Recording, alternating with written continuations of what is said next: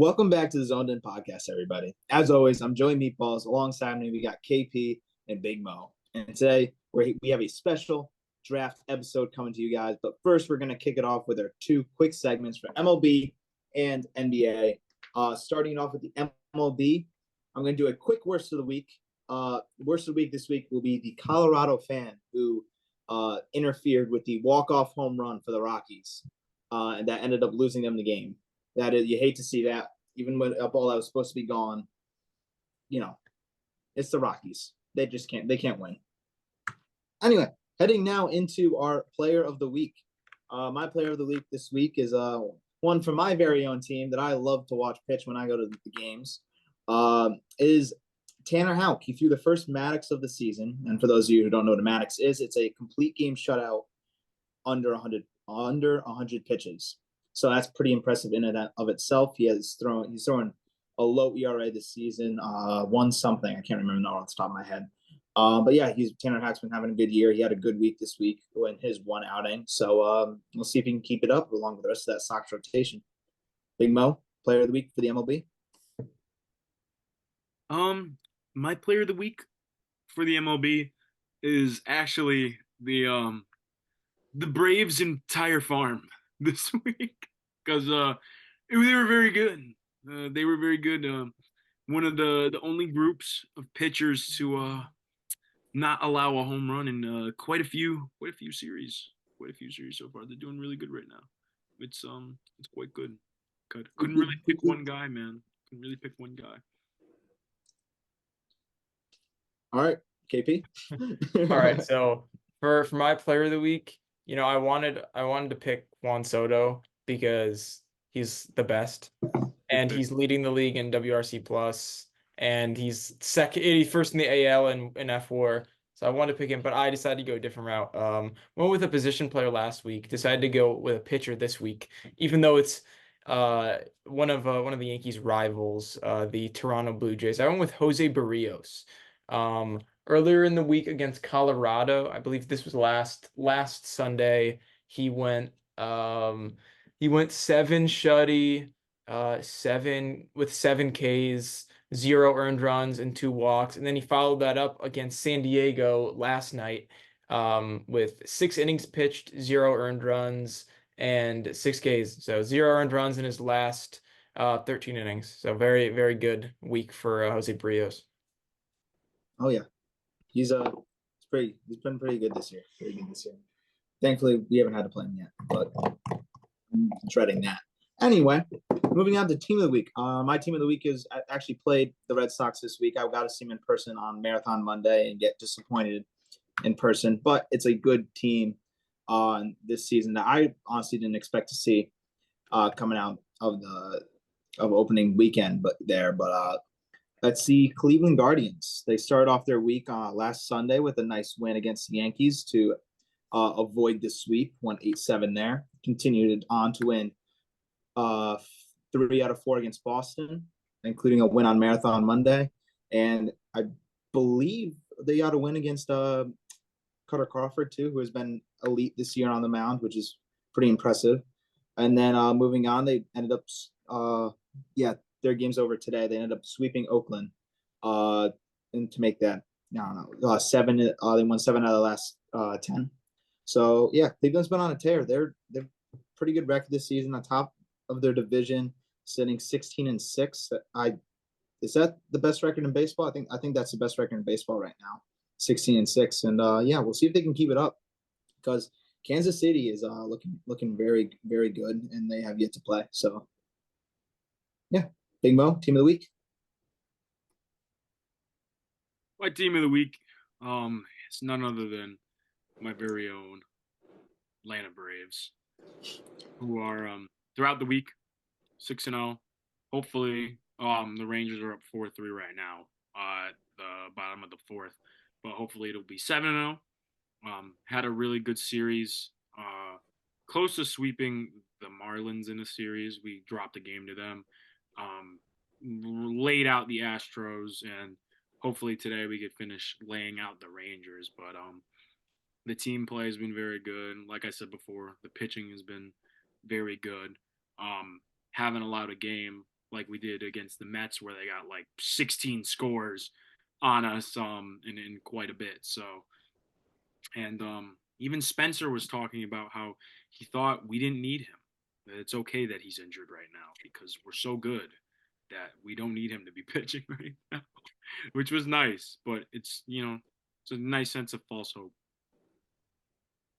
I mean, hey, Spencer's as good as Spencer is. The way you guys are pitching right now, I mean, obviously, it would make you guys that much better, but you don't really need him at the moment until playoffs comes around, which he won't be there for, unfortunately. But if Chris Sale can stay Chris Sale and not get injured, then you'll be fine.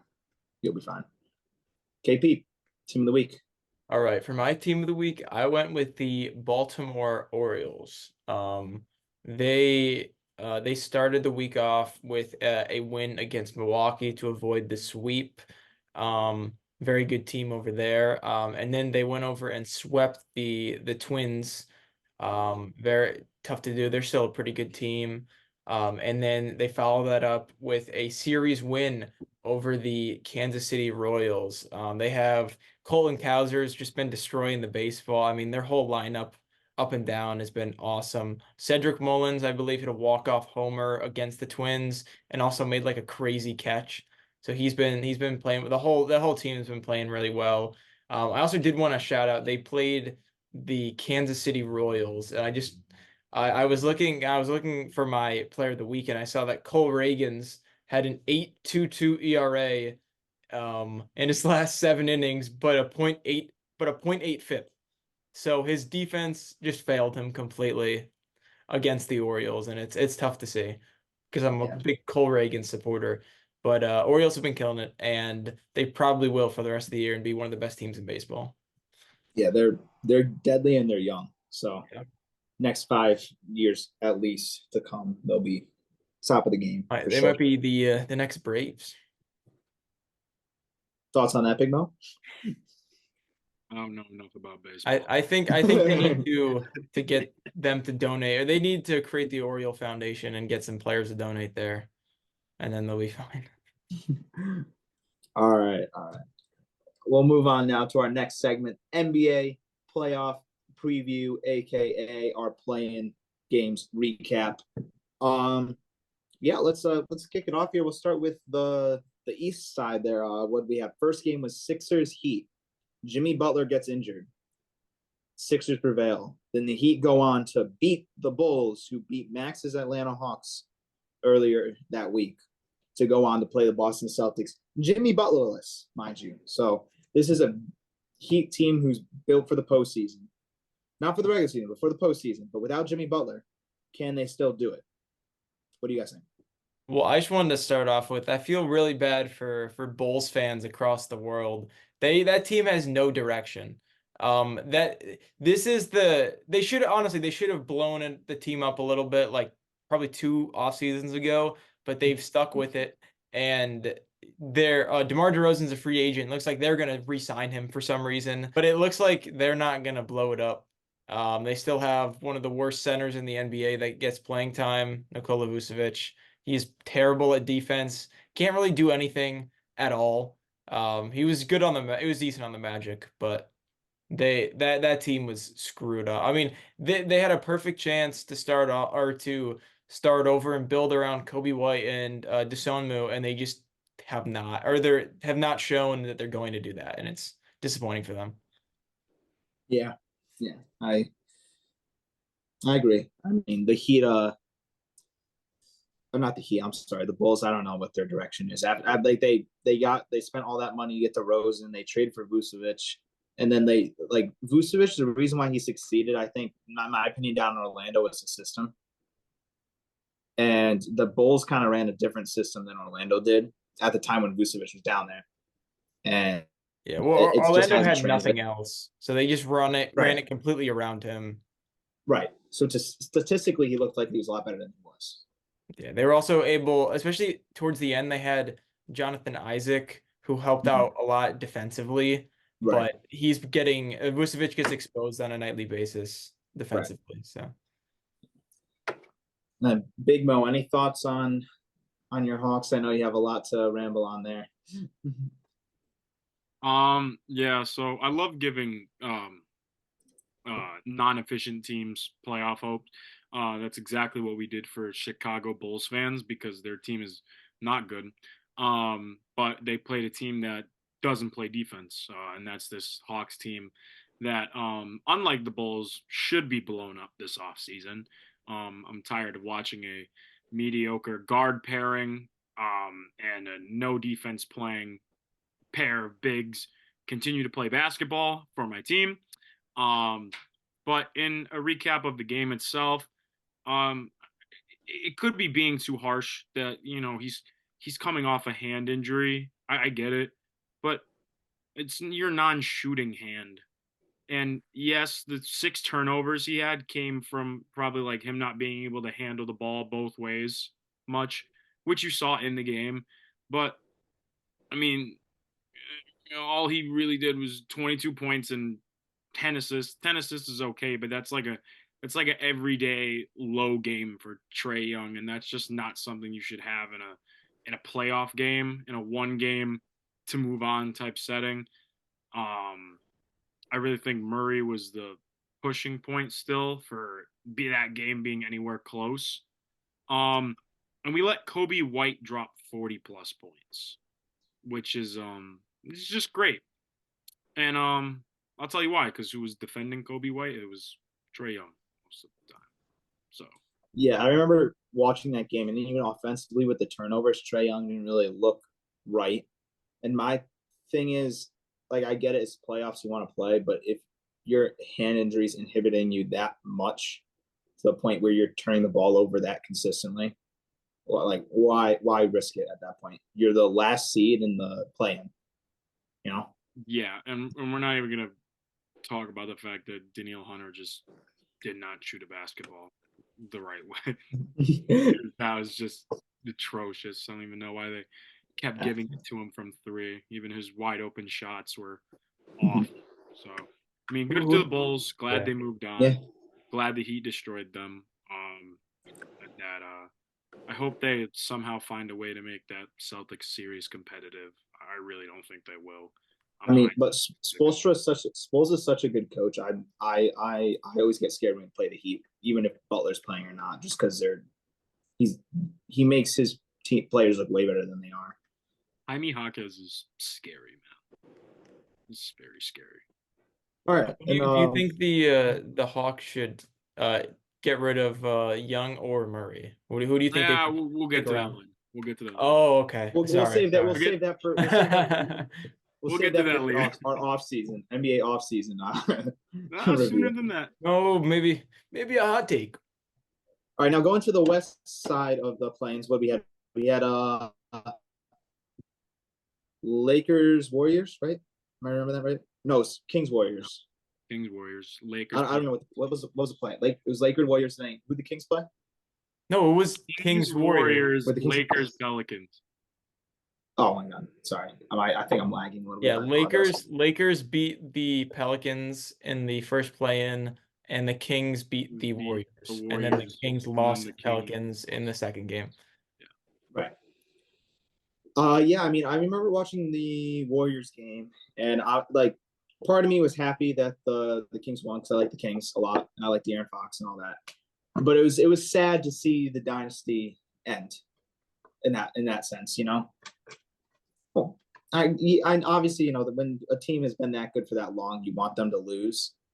But I like Curry still, and I like Clay, so it was sad to see them underperform. I don't know where I've heard that one before. I wasn't really sad to see Klay Thompson underperform. He's kind of bad at basketball.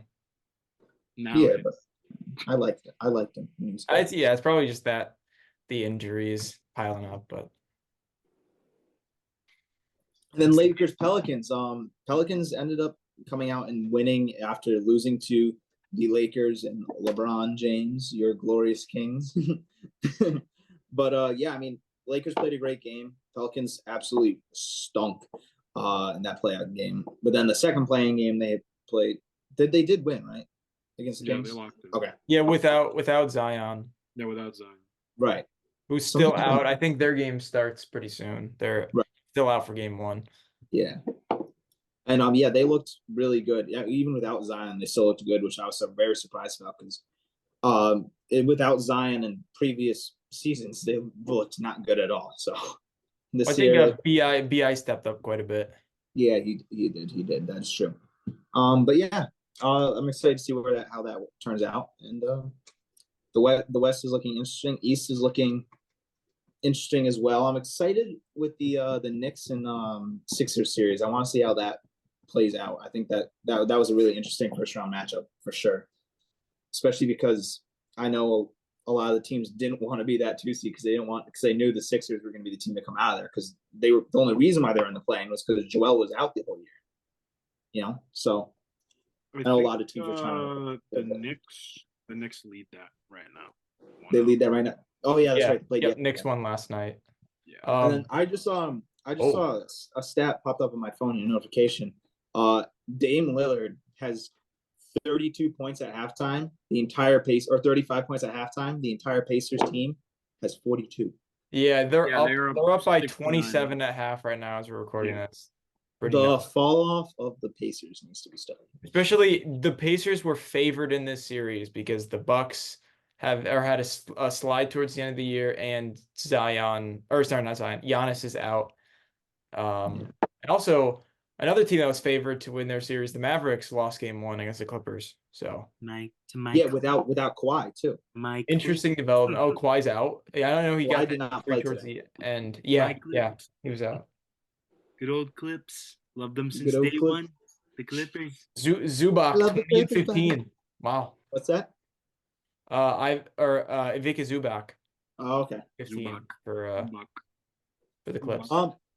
But yeah, I think that wraps up pretty much any NBA news that we haven't covered, right? Yeah. Any last notes before we move on to hot take, hot zone? The Suns are terrible. Yes, they are. Yeah. We I need loved watching a hard KD carry job the rest of the series for them to have I a loved chance. watching chirp KD as he was running down the court. That was awesome. That was my favorite part of that game. That made my day. All right, we'll move on now to Big Mo's hot zone hot take of the week. This one hurts. But with every crumbling of a team comes difficult choices that need to be made. Today, we're going to talk about in Big Mo's hot zone and discussions. A Hawks team without Trae Young is better going forward into this offseason. Let me read you the facts because Big Mo's all about the facts. We were 22-32 this year in games that Trae Young played, barring his injury. We were 34-44 this year in games that DeJounte Murray played. Trae is coming off multiple injuries. I think it's been almost back-to-back for like 3 or so years now. Usually all the time close to the playoffs, which is always inconvenient.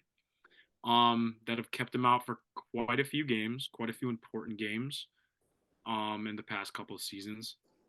In my eyes, DeJounte Murray, we spent the time to trade picks for him a lot. Big haul for the Spurs. He's a much better defender, can go off for 40 points on any night just as much as Trae could. I feel like going off this season, even when Trae was in games, DeJounte was just a lot more clutch when he had the ball in his hands, especially with me and Joey's favorite, that late season Celtics series when Trae wasn't in play. And the unfortunate thing would be to have Trae Young stay going forward would be something close to some type of supermax contract. And I just feel like for the position this team is in right now, that would be a huge mistake in use of our funds. Like, I get it, like the people that would argue against it, he's still young. He's not even like 27 yet. Like, why would you let a guard of that talent go? Well, in my defense, I have another guard that could possibly be just as talented when used right, who's about the same age, and I don't have to pay a max contract right now.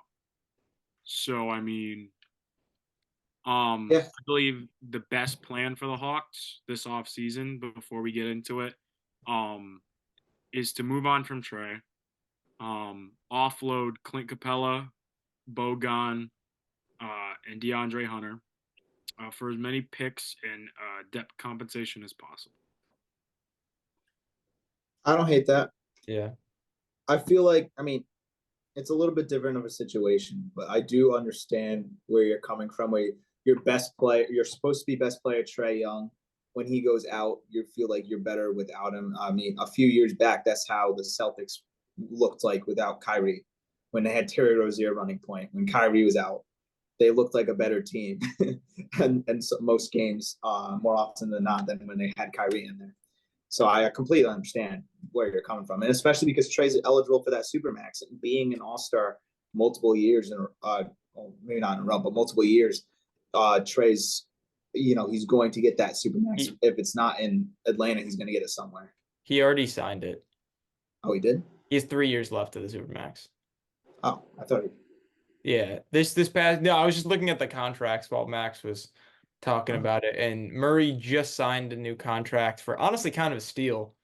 I mean, Right. 28,000 or 28 million average AV Well, is he had pretty a cheap for that caliber player. And Trey's getting like 45.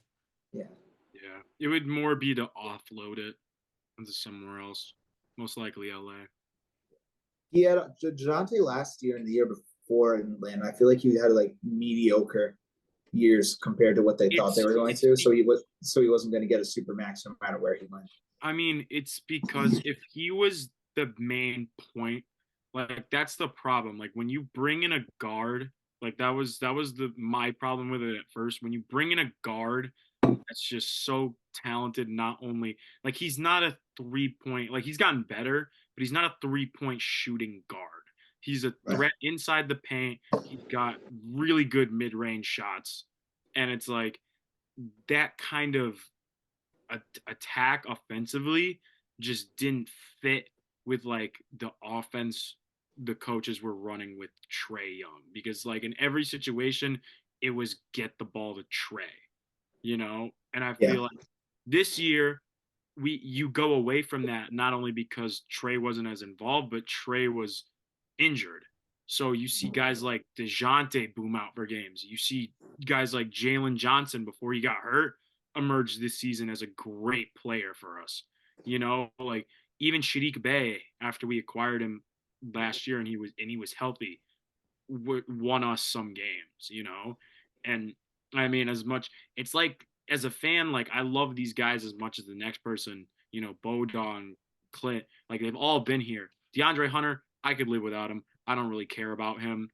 He's made me upset multiple times watching big games, so he can go. But it's like, not to mention these guys are old, so you won't get a lot out of them, but they can go be a solid role player on a different team, which can attract, value, which I think now is the chance to do that. Now is the time, and I mean, I don't know their contracts either, if they're out the door or not, but like. Yeah, well, correct me if I'm wrong, but you would think that Trey Young would play like a Curry or something like that, playing mostly off ball, but he's pretty much always on ball, right?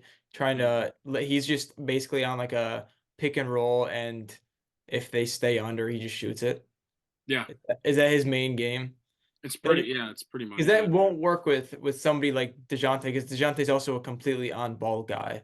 Yeah. And it's not. My thought when they first traded for DeJounte was that DeJounte was going to take more of that true point guard role, where Trey would transition more to a shooting guard, and that just never happens.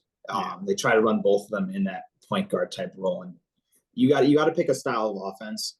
And the one that's been proven to work more often is the one where you got a guy like DeJounte at that point, yeah, and you have Trey work off him. The issue is that Trey's not really that, like, he's a phenomenal shooter, of course, but he's not efficient enough to put him in that type of off-ball role, really. Like, yeah, that's true. Like it just doesn't really where he's not like that type of guy that's efficient enough. And it's Yeah. just like it's rough too because like as a fan of the team, it's like yeah, like he's done so much. Like he's carried so many other occasions. You know, he's hit the wacky logo threes. He's won the series. He did the whole Knicks series thing, you know, before they got like super good, you know, like this year. You know, he took the bow in the garden. But it's just like a lot of teams had those experiences with players and were able to move on from them, you know. And I just think the continuous amount that these little injuries keep to rack up to with his history. I mean, every player, God forbid he doesn't. Like we don't like wishing that upon people, but it's gonna happen at some point. And then it's like if we're giving a guy all this money and he's not even able to stay healthy the entire time. His efficiency when he plays is dropping.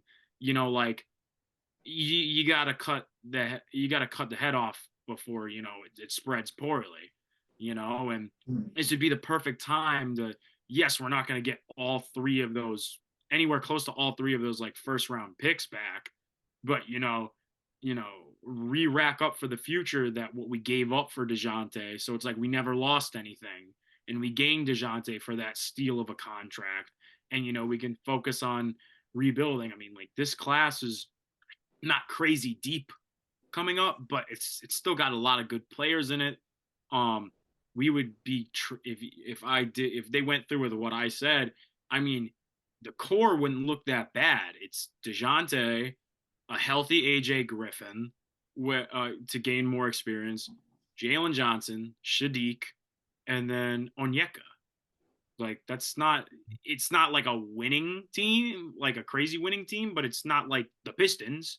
And Like also, I think Trey is like the caliber of player to a certain team where you guys might be able to get some players as well in a trade. yeah, for Um, sure. Yeah, because I mean, he's unquestionably probably like a top 5 point guard in the league when healthy, and that's tough to come by. It just Mhm. doesn't work having him and DeJounte side by side. Yeah, and at this Me, point, I just rather keep DeJounte. Yeah. when I always thought, like when the Trae Young getting traded rumors first started happening, I always, and it could just because the NBA has a lot of them, but I always figured it'd come in like a 3-team kind of trade where the Falcons are going to get a haul, kind of like how, if I'm remembering correctly, Portland got a haul for when they traded Dame. You know, multiple picks and players. So I wouldn't be surprised if you get something like that. Yeah, because that was Boston was in. Oh wait, or was that different? Was Boston involved? Boston was separate because they traded Then they the didn't get Bucks gave anything. the Bucks. It was the Bucks, the Suns, and Trailblazers because that's Yeah, how because then Aiton they got put because over they there. Oh, traded. Aiton. Yeah, Yeah. That's yeah, yeah. true. Aiton got sent there, The and Boston then one was Celtic. The Boston one was Celtic. The Boston one was separate because they yeah, traded Holiday for Brogdon and Robert. Rob. Yeah, Yeah, but I I think could that see was that also a happening. 3-team trade.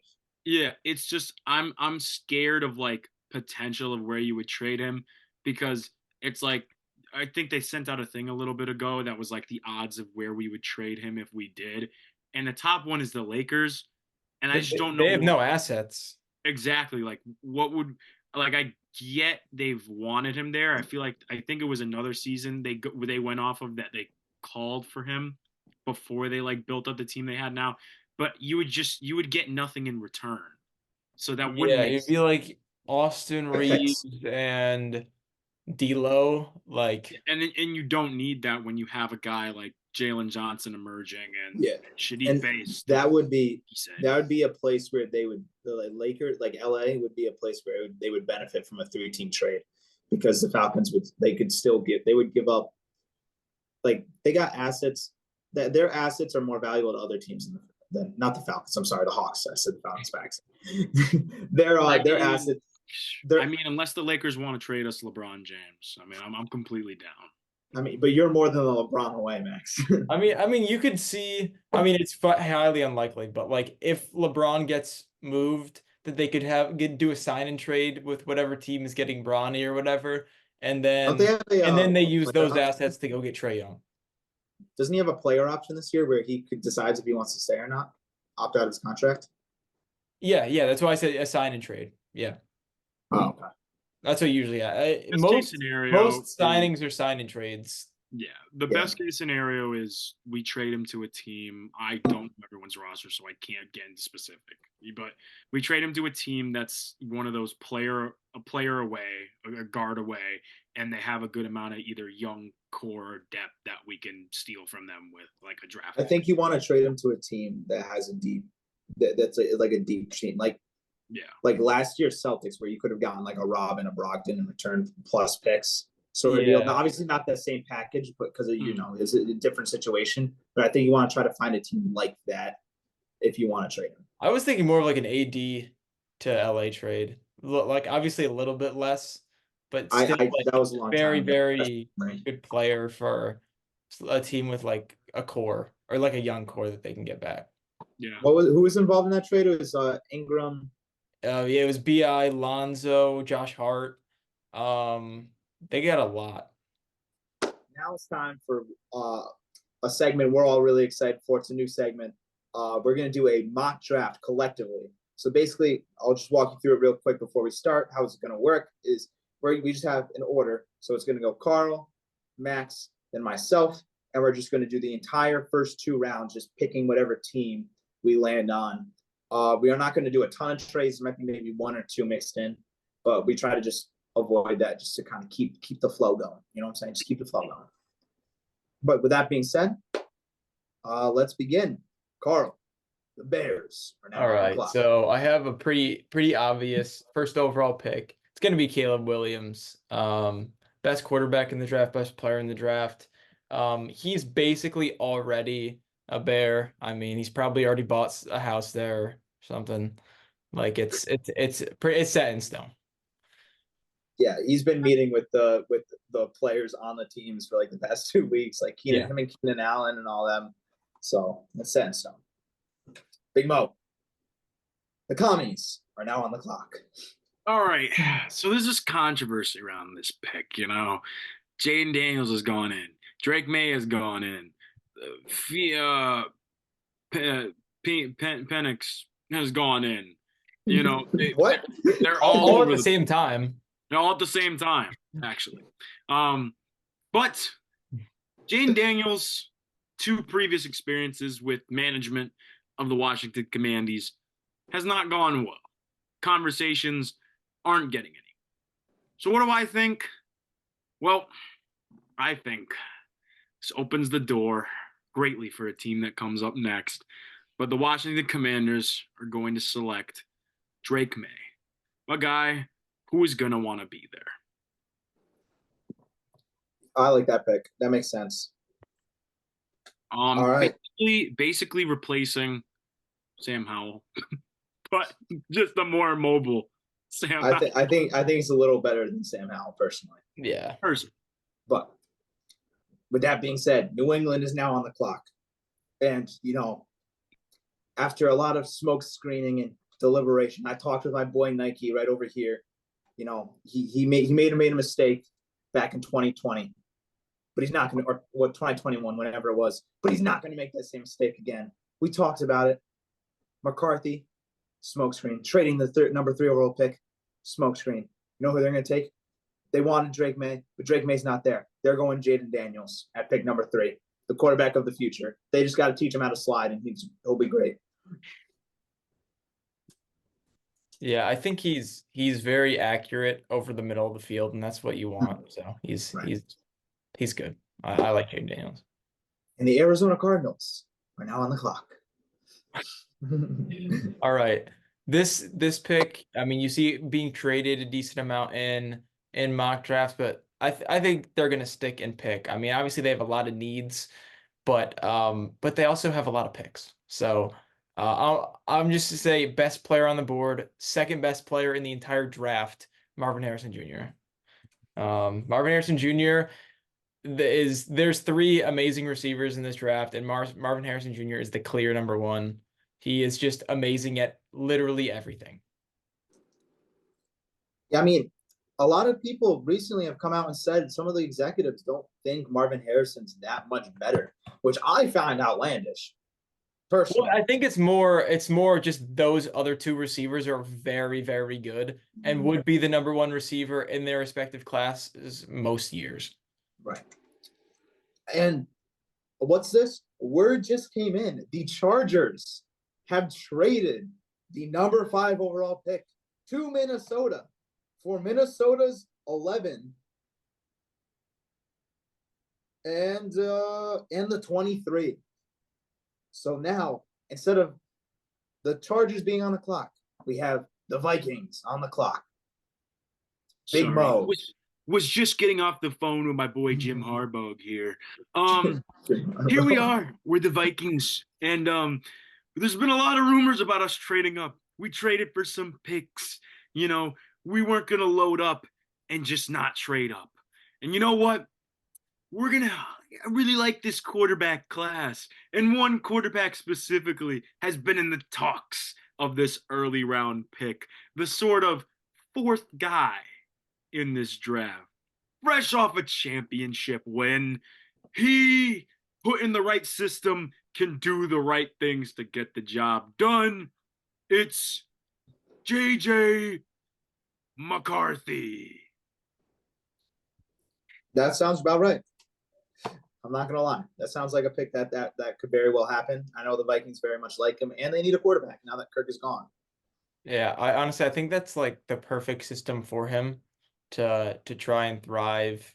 As long as he's not throwing to the left side of the field, which he cannot do. If I've seen the play charting statistics have come out, and he cannot throw to the left side of the field. And he showed that at the combine, and he showed that in his play this last season. So as long as he sticks to the middle, he'll be okay.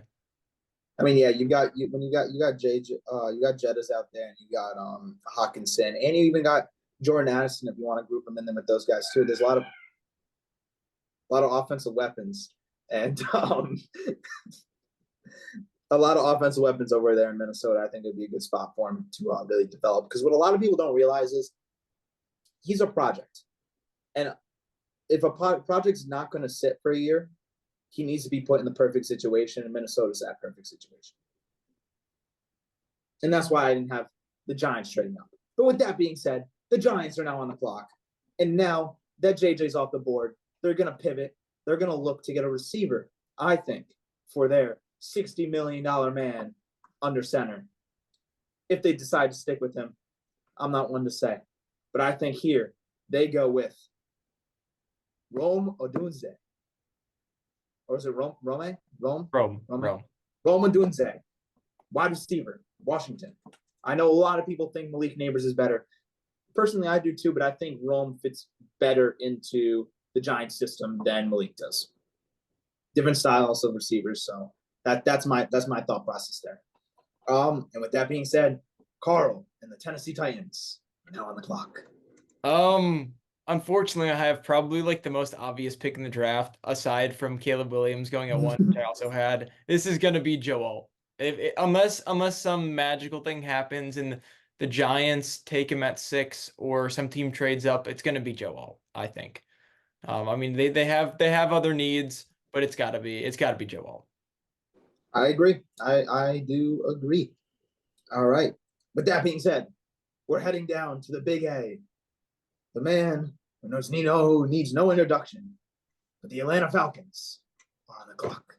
I want to say this is probably the third most anticipated lock-in pick at number 8, barring any changes that happen before this pick.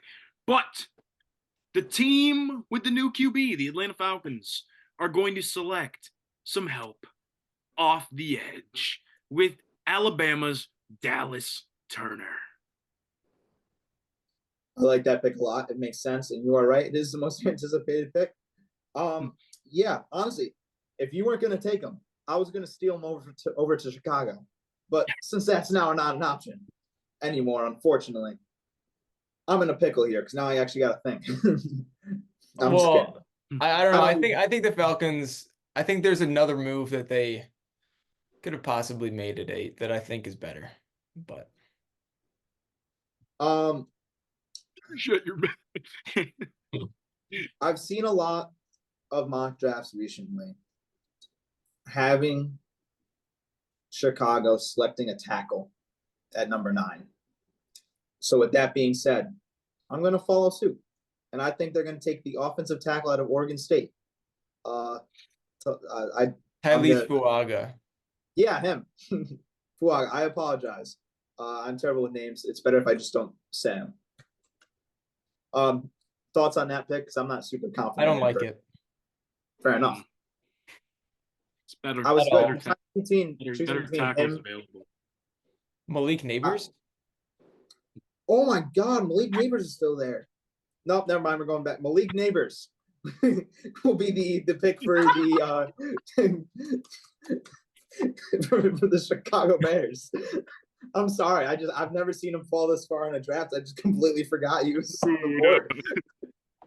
Oh my apologies. My apologies. Thank you, Carl, for reminding me.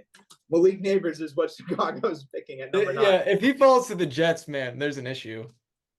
I mean, it is possible. I mean, we've seen how this turns out. I think this is possible with these being like the first 8 picks at least. And then we could definitely see something else. Like you could see Brock Bowers going at 9 or somebody like that. I mean, you never know. Oh, well, they got Cole Kmet. I don't think they'll take Brock Bowers. They're different players. Brock Bowers is a completely different player than Cole. Yeah, but if you're gonna run I mean, like, I understand if you're gonna run a if you're running Brock Bowers lined up next to a tackle, you don't know football. Like if you're an offensive coordinator doing that, you don't know. Fair enough. All right, now we're gonna head down to New York, aka really New Jersey, but the Jets are now on the clock. Yeah, I'm gonna actually. Yeah, I still think that's the best. I think it's the best pick. I was thinking maybe taking the first corner, but I just think I know they always spend a lot of resources on O-line, but they always get hurt. So it doesn't hurt. Start another one. Talise Fuaga is going to be mine for the Jets. I think he's the second best tackle in the draft. And I think they should go tackle. Fair enough. I had them taking Brock there, but Fuaga makes a lot of sense as well. Yeah. Now we're gonna bounce over to Big Mo at 11 with the pick the Chargers acquired from the Vikings. Big Mo, who is Jimbo Harbaugh taking with his first pick as a Charger? So there's an obvious pick here. I'm sorry, but they need a tight end. And who is the tight end on the board? Well, the best damn tight end in the class, the Georgia Bulldog. It's going to be Brock Bowers to add some kind of weapon to that Chargers offense because they need all they can get. They did get J.K. Dobbins, but they need more. Fair enough. I don't hate that. Yeah, hold on one sec. I'm just looking at, especially if you're using Brock Bowers the correct way and putting him at like basically like slot receiver, he will thrive and he will be one of the best tight ends in the NFL. He is a threat, man. He is a threat. Now, there are a couple options I could see. Sorry, I'm just struggling. I'm searching through like 4 different big boards right now. There's a couple options where I could see the Broncos taking here. And of course, they get an ad.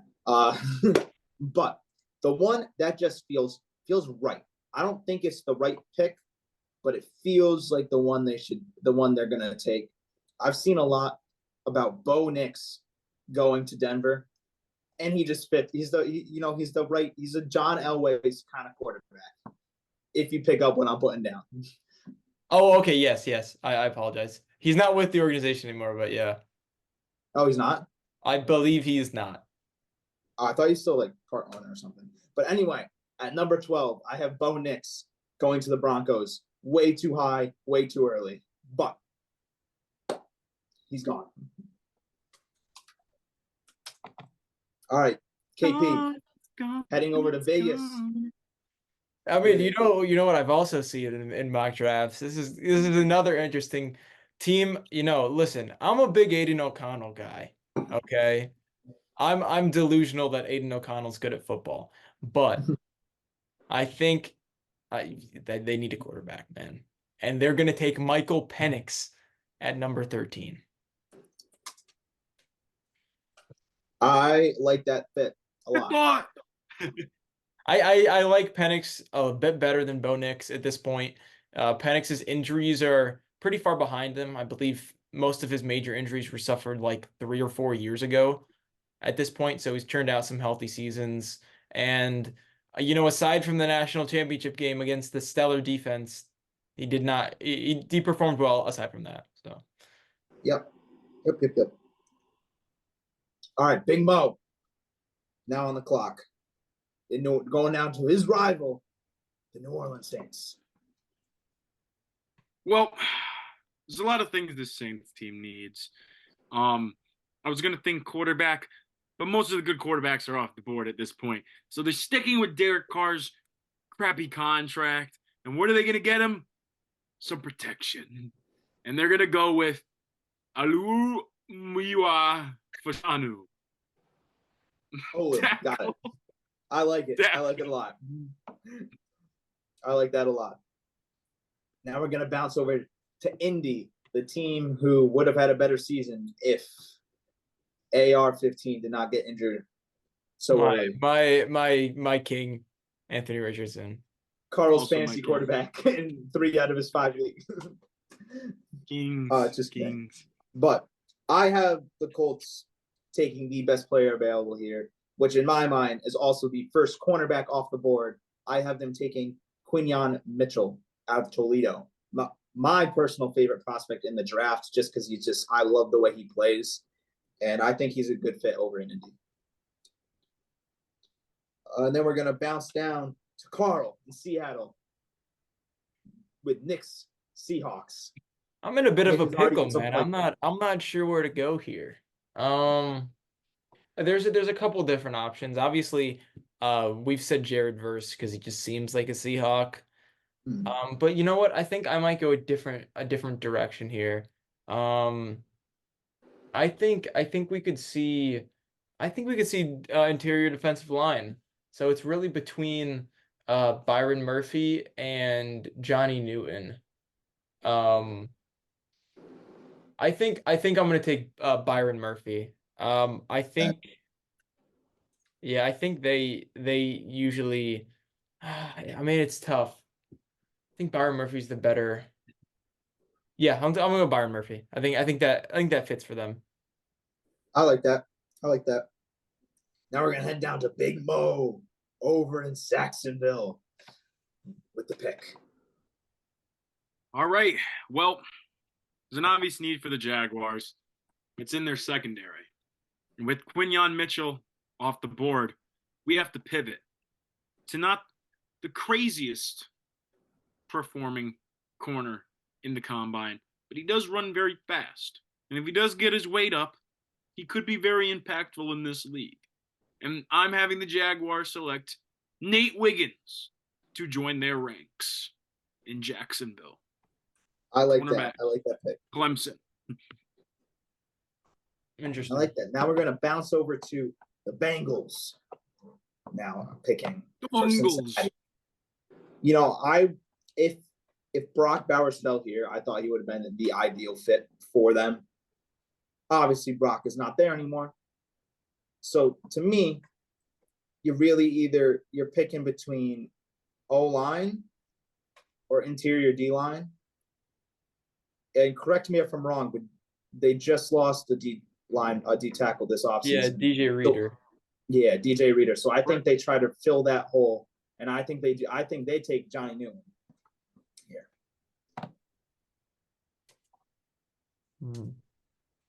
Nice. All right. All right. Now we're heading to KP, to the other LA team. We got the Rams picking at 19.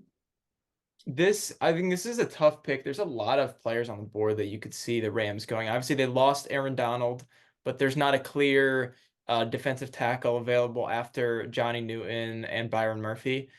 And there's also, I think in my opinion, the third best tackle in the draft is still on the board.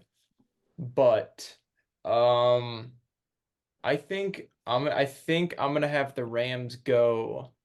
I think JPJ. I'm gonna say Jackson Powers Johnson to the Rams. I like that. I could see him going earlier than this. I could also see him falling. It's tough to tell when interior O line's gonna go, but he's the best by far, and you could see him go anywhere. I like that a lot. Now we're gonna head over to Big Mo in Pittsburgh. So, according to the Steelers' needs, the Rams just sniped us, pulled out the rifle, and they took the shot. So what am I gonna do? I'm gonna pivot. I'm gonna make a dream thing happen on this offensive line. And what am I gonna improve it? I'm gonna draft another tackle. But not just any tackle. I'm gonna draft a big, athletic Georgia tackle to go with another Georgia tackle with Amarius Mims. I like that pick a lot for the Steelers. It helps protect one of the two quarterbacks that they got this season and for a long period of time. Hopefully, he can help get that run game going as well. I like that pick a lot. Yeah, Well, sorry, go ahead. Oh, I was just say, I believe they let go of their left tackle that they were paying like a decent amount of money to, and they should probably move Broderick Jones over to left. I think he played well over there at the beginning of the year and like got worse somehow. Yeah. And then Mims at right tackle would be great for them. Yeah, I agree. Yeah, so first thing here is for the Finns down in Miami, now on the clock. I had them picking interior O-line, which the best one just got taken. And then I had them picking tackle, which the tackle I had them taken also just got taken. So I'm going to pivot here to Alabama's J.C. Latham, offensive tackle. Help protect Tua, get that run game going, and keep it rolling. Keep it rolling down in Miami after two pretty solid seasons. Yeah, we're gonna bounce over to Carl now. Philadelphia. No bias here in this pick, I bet. Not at all. Not at all. They're gonna be taking like. I'm gonna take somebody that I think gets taken higher than this, but I also not sure exactly the spot. I'm gonna have Brian Thomas Jr. here. I think they need a 3.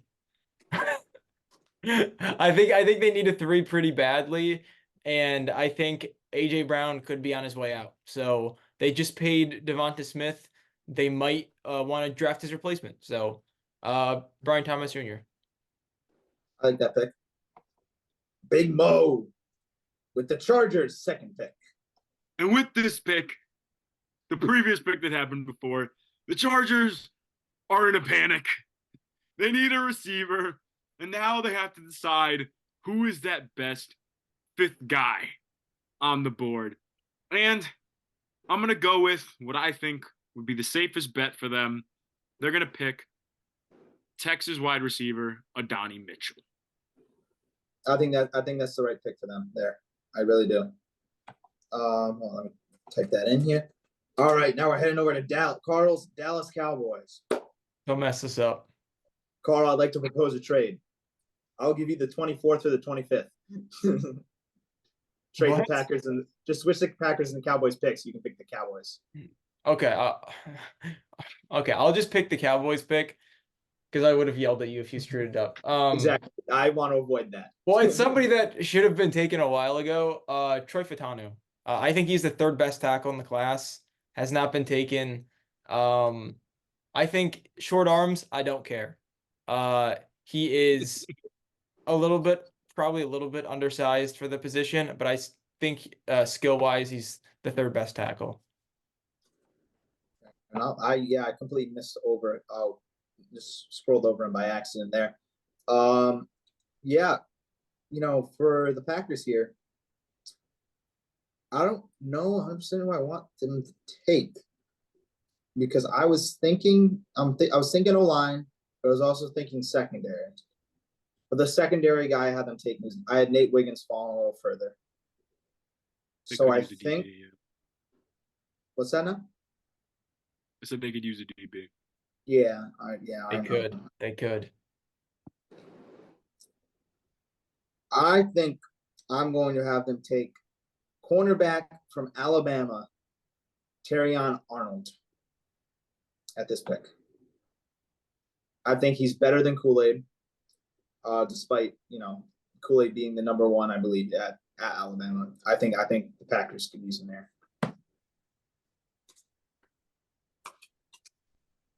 Solid. Big Mo down in Tampa with the pick. It's amazing that I just get to pick for all of my division rivals, but I'm a fair man, and I decide their fate. And what the Bucks need after letting a lot of talent go this offseason is a new face at edge rusher. And with Dallas Turner off the board, I feel the next best bet is Leatu Latu. And he is now a Tampa Bay Buccaneer. Good pick. I like that pick. I think that fits. Now we're gonna head back down to Arizona, the place that needs pretty much everything. I don't. I think I'm going to have them also go with secondary here, and I think I'm going to take Kool-Aid McKinstry for the Cardinals. I couldn't decide between that or like O-line or something like that, but I think Kool-Aid is the safer pick. Solid. He's going to get Carl. Cooked, to Buffalo now, where Carl has got the pick. I thought this guy should have been taken probably just a slightly earlier. But I could also see him falling to here. This is a team with a need at safety. I'm gonna say Cooper DeJean. I'm saying the Bills get Cooper DeJean to play like a safety or a hybrid safety nickel role. And I think he's the best in the draft at that. Because they lost both of their safeties this offseason, so they could really use him. In all my mock drafts, I had them falling to Max's pick over in Detroit, where they like to bite the kneecaps off. Let's see it, Max. The pick is in for the Lions. Like lions in the savannah, this defense is on the hunt, and it's getting even stronger as the Detroit Lions will add Jared Verse, edge rusher, Florida State. I like that pick. The Ravens now. This is a team I think that could benefit from a lot of positions, but I think where they could use the most, where they benefit the most from, is on the O-line, specifically a tackle. So I have them selecting Tyler Guyton from Oklahoma, offensive tackle. Oh. All right. Carl, with his arch nemesis, the 49ers are now on the clock. Yeah, all right. So today I stumbled upon a 49ers thread on Twitter, and they because I wasn't completely sure about who they should pick. They have a pretty stacked roster, but they all want O-line, specifically tackle. And I think the best. I know there's a couple websites that have Graham Barton listed as interior, but he can play tackle. I think he'll be good at it. I think he's versatile, and I'm gonna have him going at 31. You could also see them going with somebody like Jordan Morgan or Kingsley as well, but I think Barton's better. That's out of Duke, right? Tackle out of Duke? Yes. Gotcha. And now, the reigning champions are on the clock.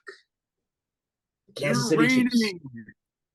Defending three-peat possible Kansas City Chiefs are here with Travis Kelce with me to select the next best wide receiver in Kansas City. It is going to be the next Tyreek Hill, Xavier Worthy, Texas. I like that pick a lot. That's the guy who I really, really hope doesn't fall down there.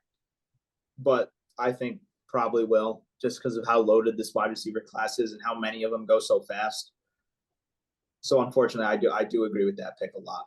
Which leads me to my pick. The Panthers, with their first pick in the draft, they're gonna go down south. They're gonna go with someone Big Mo's very familiar with. They're gonna go with Lad McConkey out of Georgia. Should have went in the first round, in my opinion, but I don't know where he should have went.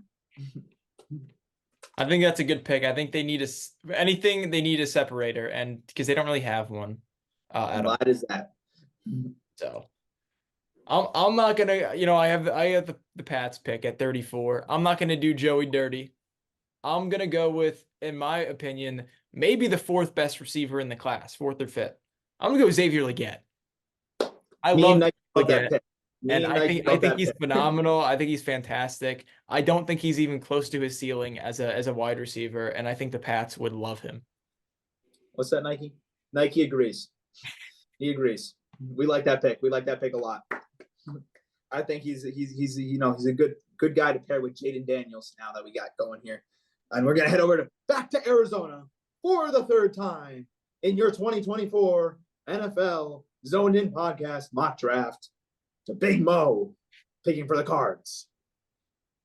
Let me tell you right now, this is going to be the most generational Arizona draft ever, because the Arizona Cardinals are going to select with pick 35, Chop Robinson. Max's personal favorite player in the draft, just because of that first name. How can you hate a guy whose nickname was Pork Chop? I don't know personally, but I like that pick. Leading me to my pick. Yeah, I have the Commies. They got, you know what they need? They need some time in the pocket. Drake May will look more and more like Sam Howell if he don't got time to pass that football. So I think they're going to go get a big offensive tackle. I think they're going to go get offensive tackle out of Arizona, Jordan Morgan. Heading down to LA's third pick in the draft. The Chargers are now on the clock. KP, take it away. You know what? This is a team. This is a team that has whiffed on a lot of interior defensive linemen in the past. It's a big need for them on the interior defensive line. Look, you have two old heads on the defensive line right now, Khalil Mack and Joey Bosa. I think adding Braden Fisk at 37 will be a big need for him. Super athletic defensive tackles, really shot up the board. I think he's a good fit there. I like that. Now we're gonna head to Big Mo in Tennessee for their second pick of the draft. So, once again, Carlos sniped me. He's just such an intelligent mind picking for these teams. We're on the same wavelength. But now that a D tackle has been taken, the Titans will pivot. And we're going to take a man that me and Mr. KP were talking about earlier today before we started the draft. It is the man out of Mizzou, edge rusher Darius Robinson. Darius Robinson. I like that pick. Anyway, moving on back to Carolina. You know, I had them picking a Georgia guy last time. And they're going to pick a Georgia guy again. I think they're going with cornerback Kamari Lassiter. Right? Did I say that right? Yeah. Anyway, I think they go corner here. They have a lot of holes. And I think that Kamari is the best corner left in the draft at this point. And I think he feels it very well. Yeah, you just made me think of the perfect pick for the Commies. This is going to happen. Ennis Rakestraw Jr. I knew that was Commanders at 40. It's a Commanders pick. There's no other pick that's a Commanders pick except for this one. They were bound to mess up eventually, and this is when they mess up. He's short. He's slow. He sucks. I don't want him. I want to play against him. Ennis Rakestraw Jr. I like that. I like that a lot. Big Mo, now on the clock.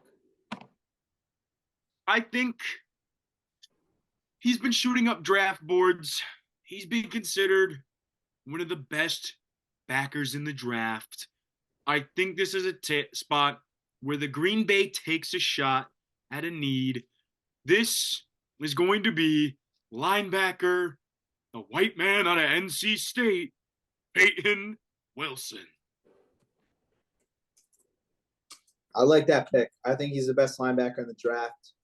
And I think that backers you could use some linebackers. I think he fits in nicely. Now on the clock, for the first time in 2024, the Houston Texans are on the clock. And when I think the Texans, I think they're going to go get some guy in the secondary, whether it's safety or corner. With all the corners being taken at this point, with the amount they have that have been taken, I think they go with safety out of Minnesota, Tyler Nubin. Nubin? Nubin? Okay, cool. All right. The Falcons are back on the clock. All right, so for this Falcons pick, I know Max has talked about wanting a corner. Gotta be honest, I'm not moved. I'm not moved by taking a corner at this pick.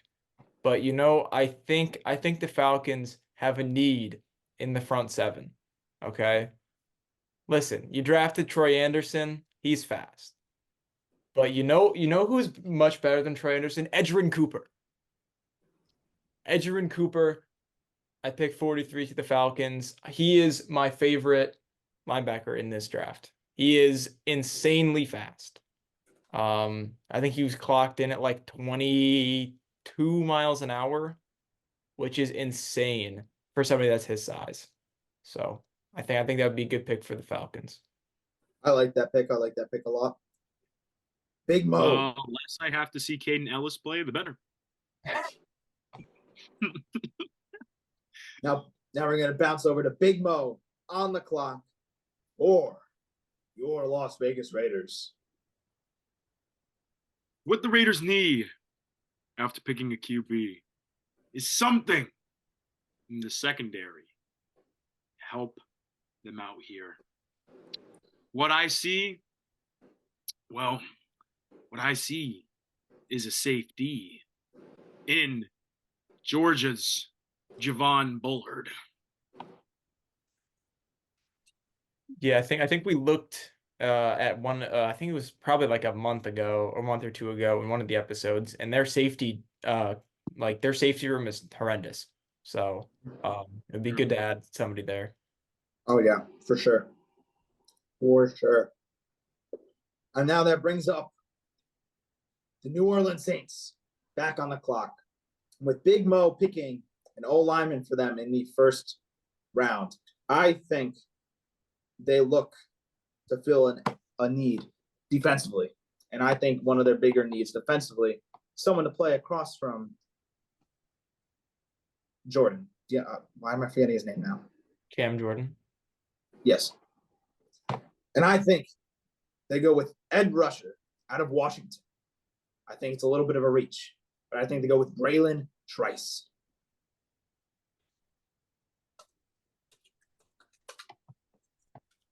All right, Carl, now picking for the Colts. For the Colts. So in the first round, we had corner. That was a pretty big need for them. But you know what? I think they have more needs, man. I really think they do. I'm gonna have the Colts going with Ricky Pearsall. I think they have a need at receiver. Listen, I like Josh Downs as much as the next guy. I like Alec Pierce as much as the next guy, but they're not set in stone. They could need tight end. You could definitely see them taking somebody like Jatavion Sanders, even though that might be a little bit early. I think they do need a receiver for sure. Now we're gonna head over to Big Mo in New York with the pick for the Giants.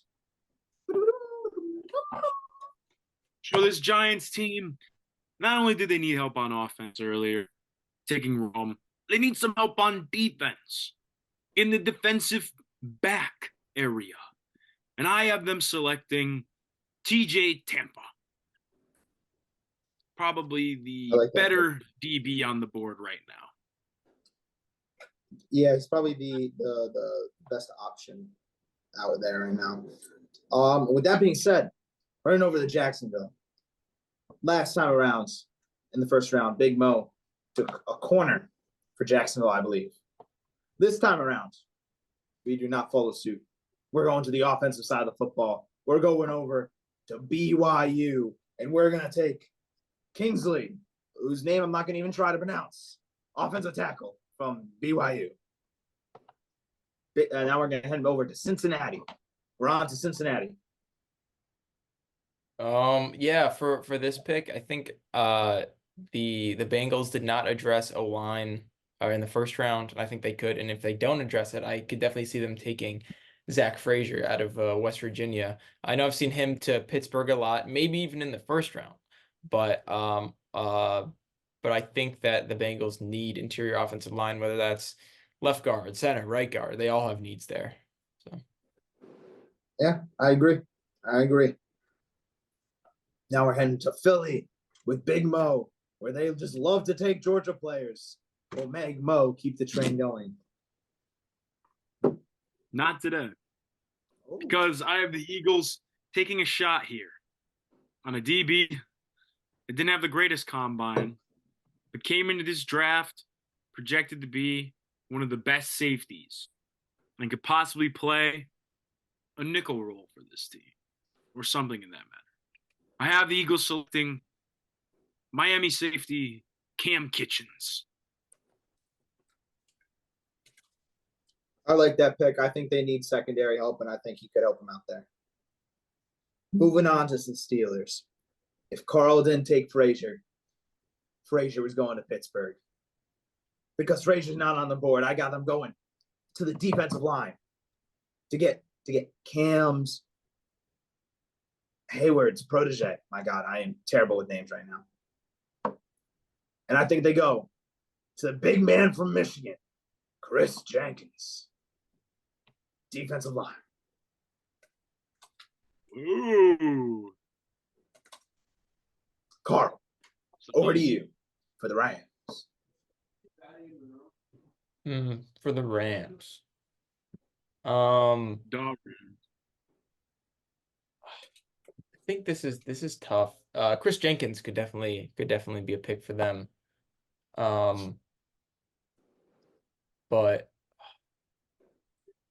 But you could also see a lot. I'm gonna sneak in somebody that I want to see fall into the second round. I'm gonna go Max Melton. I think the Rams have a need at corner. I really like Max Melton, brother of the legend Bo Melton. The Seahawks gave up on him, scored a touchdown in the playoffs for the Packers. So I'm a big Bo Melton guy, and I'm an even bigger Max Melton guy. Sleeper corner. I like it. I like it a lot. Especially in that round. Now we're heading over to Big Mo in Philadelphia again. I'm back, baby. I'm back again. And what am I going to do? I'm going to shock the world by picking another player on defense. And I'm going to go with Michigan linebacker Junior Colson. Good pick. I like that a lot. I can't figure out how to spell his name right now, but that's fine. I like Junior Colson. I loved him in college. I think he's a good fit on that team, and I think he can help him out a lot for sure at a team that needs help at linebacker. Now we're moving on to the Cleveland Browns, first pick in the 2024 NFL draft. And I think they're pretty disappointed that out of all the offensive tackle talent in this class, one of the better ones did not fall a little further to them. But with that being said, with the amount of tackles they cycled through last offseason, I think they go tackle again. And I think they go over to Houston. Offensive tackle, Patrick Paul to the Cleveland Browns. Hmm. And then we're going over to Carl, to Miami. I think there's definitely some guys on the board, some dudes and some guys. We could see them taking an edge with some of their injuries that they've had. But you know what? I don't like their tight end room. We're gonna go Jatavion Sanders. I think that's a pretty safe pick from them. I think that's good. I like that pick. I honestly I could see him going earlier if a team really, really needs a tight end sort of deal. Like if the Bengals address interior O line in the first round or O line in general in the first round, I think I could see him going with Sanders as well. I think that'd be a But bit of a reach, personally. you think it would be a reach at 49? Oh, no. Actually, at 49. Well, yeah. Yeah, I don't think it. No, 49 probably wouldn't be too much of a reach. I thought you meant in the first round. No. I mean, I think if they address O line in the first round, they'll look for a weapon. Yeah, that's fair. That's fair. All right, Big Mo is gonna try not to mess up the Cowboys pick. Carl's not gonna like me, man. Only because That's I'm not a picking good a start. guy. I'm picking a guy that Jerry would pick. All right, it is a need for the team.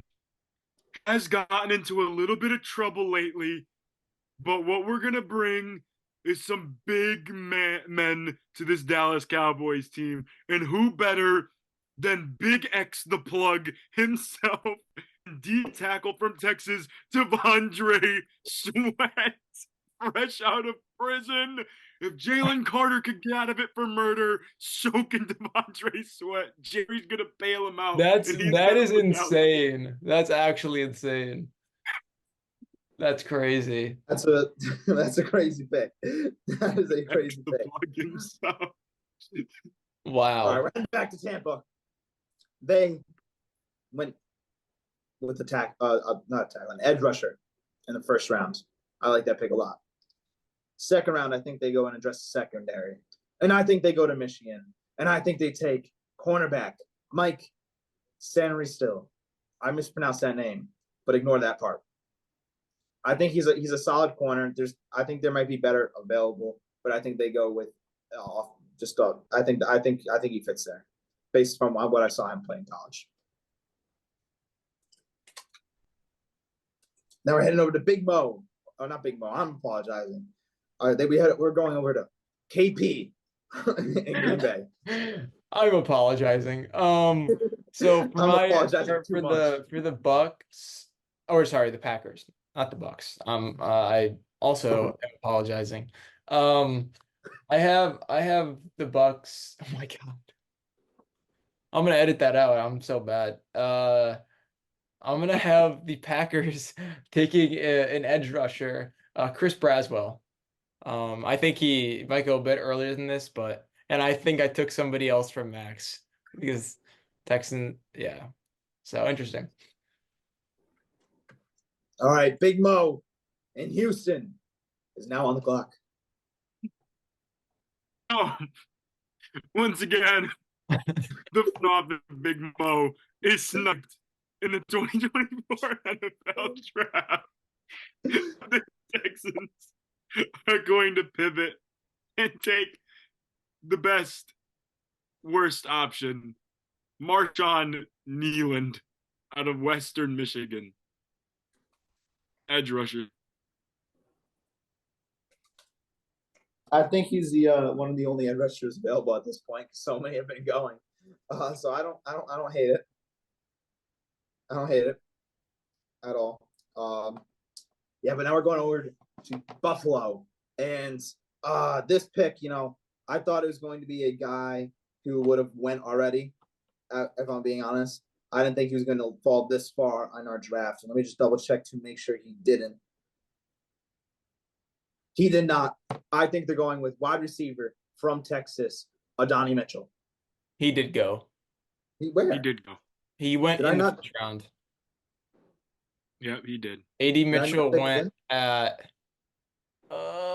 Oh, yep, there it is. Three. Chargers. My bad. I apologize. Did not see the Chargers. The Chargers. I swiped by too quickly. But I still think they go with wide receiver, and I think they go with best available. And to my own dismay, that is not Roman Wilson.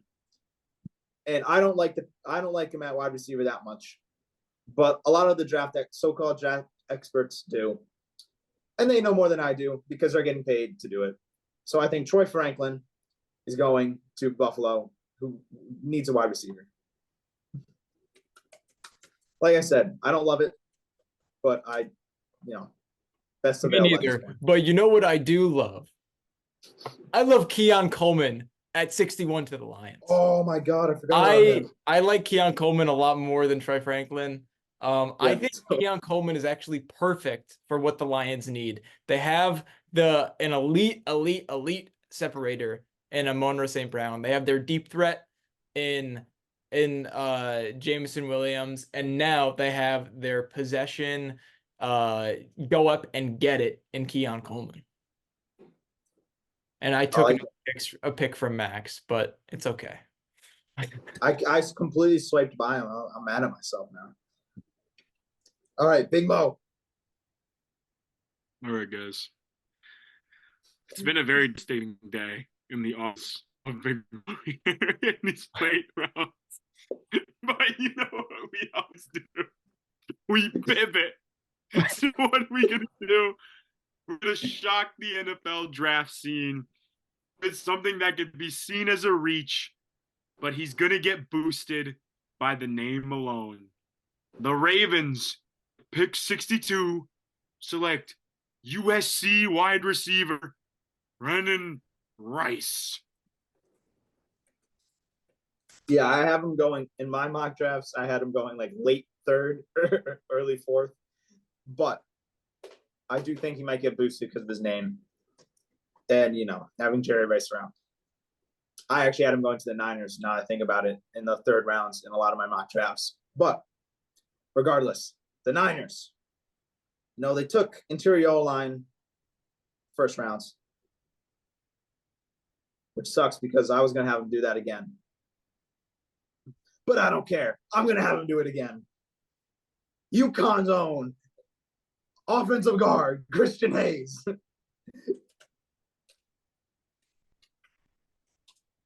It may not be pretty. It may not be what the fans want, but injuries happen a lot, especially on San Francisco's O-line. Now Carl is going to draft his second favorite team in the league.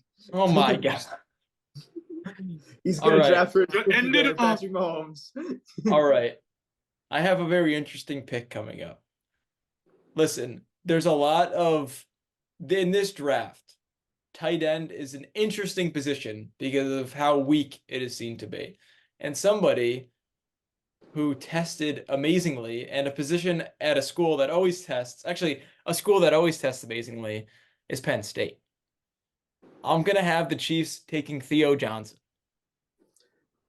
I think that they could use a tight end too. In the last 2 years, they've run a lot of 12 personnel. And I think you'd be a great fit there. Yeah, I like that pick. When he first started there, I thought you were going to go and say Kate Stover. I'm not a Kate Stover fan personally. I think he's not as good as he led on to be in college. So I'm glad you went with Theo Johnson instead. I'm very glad. Well, yeah, that wraps up our mock draft. We made it, boys. It is NFL draft week. Soon enough, we're going to find out we know who's going number one. Soon enough, we're going to find out who's going to, if the commies still take Jaden Daniels, who was their preferred going into the meetings, even though he's not a big fan of them anymore, or if they go with Drake May. And if the Patriots smoke screens really are smoke screens and they take JJ McCarthy, maybe the commies take JJ McCarthy. Who knows? I hope they do. I don't like him that much. But anyway, that wraps up today's episode. We'd like to thank you guys for watching, as always. From the crew, we appreciate it all a lot. And I know Weezo couldn't be with us here today, but he appreciates the support and all that.